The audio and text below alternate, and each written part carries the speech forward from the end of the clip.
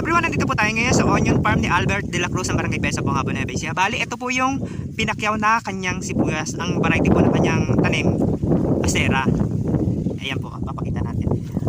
Yan, di ba malalaki? Hindi, tatanungin na lang po natin mamaya siya kung magkano exact price na napakyaw para siya ang mag-clear. Lalapit po tayo dito kay Ate Nora. Hello Ate Nora. Ayan po yung ginugupit na Ate Nora. Marami pa po kayong gugupiting sibuyas? Bakit ano nangyari? Luwang-luwang nito tapos payari na kayo. Wala nang natira. Hindi kayo ngayon lagom. Kaya meron yung nagsiuwi kasi wala na nang abutan. Alas 3 pa lang ata pinapira na. Ay, alas 3 sa madaling araw nung kasagsagan ng lamig. Kaya kami tayo pa ano, may abutan pa naman. Ayan po yung ginugupit ni Ate Nora. Maganda rin po sana namin para mayroong hindi na kakaroon, mayroong nawawala. Yun yung suggestion nyo, dapat lagom para lahat Pare-parehas. pare-parehas. Merong, pag hindi nga naman lagom, merong kumikita, merong wala. Kasi pag wala kang nabunot, walang gugupitin. Uuwi na lang. Hindi ka kalaan ng kasama, uuwi na lang. Nga po. Oo nga, nakatatlong plat lang ako sa puti. Hati-hati lang ako. Tama naman po yung suggestion nyo na nilagom para naman hindi naman naaapi yung iba. Masarap din kaya yung Parte-parte para lahat may kita. Oo nga. Sana marinig ni Madam Mary sa susunod na magpapaani yung ibang farmers pag inaya siya. Suggest po namin na lagom na lang para lahat may kita. Kasi pag hindi nga naman lagom, paano nga naman yung walang mabubulot na sibuyas, edi uwi na lang. Kawawa naman. Tapos halimbawa kung gumising ng madaling araw tapos nag-travel pa. Pagdating wala naman palang gugupitin. Nga.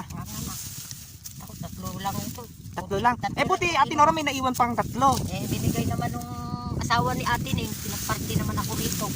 Wala. Yung kasama ko dito, 2 plat lang yung nakuha niya na yan. Kanya naman yung isang direksyon na yan. Naawa pa sa inyo. Butit may nahabag.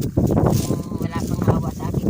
Paano gagawin nyo kung wala kayo? Kung walang nahabag, walang naawang nagbigay ng... Ganun, kanila na yun. Pag wala, Uuwi. Uwi.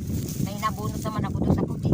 Kay alap, ay sabagay, hindi ba hindi isusupot yun sa buti? Hindi pa, ala pa. Meron naman siguro yung 3 supot. Yan.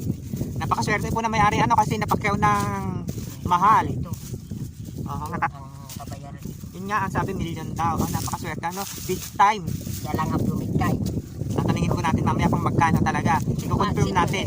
Si Albert po, nagluluto pa lang daw po kasi. Si Albert, ibig sabihin Yung financier? Yung nakakuha. Buyer po, meron po. Saan? Taga Manila. Hindi ba si ano? Hindi. Si Konsihala. Yan. Dyan po, hindi naman po. Hindi. Hindi naman nag-ano si Ate Mayla ngayon. Papakita lang natin yung area ng natin. Tingnan nyo, ganyan kalawang yan po yung kanyang red onion. 5 kilos po na Acera to. 5. Diba? Paldo. Ganyan po kaluwang. Isa po siya sa pinagpala kasi nagsabay po yung kanyang paani ng white at red.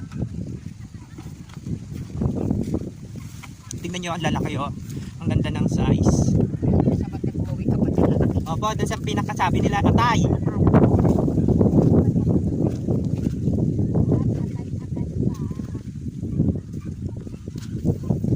Ayan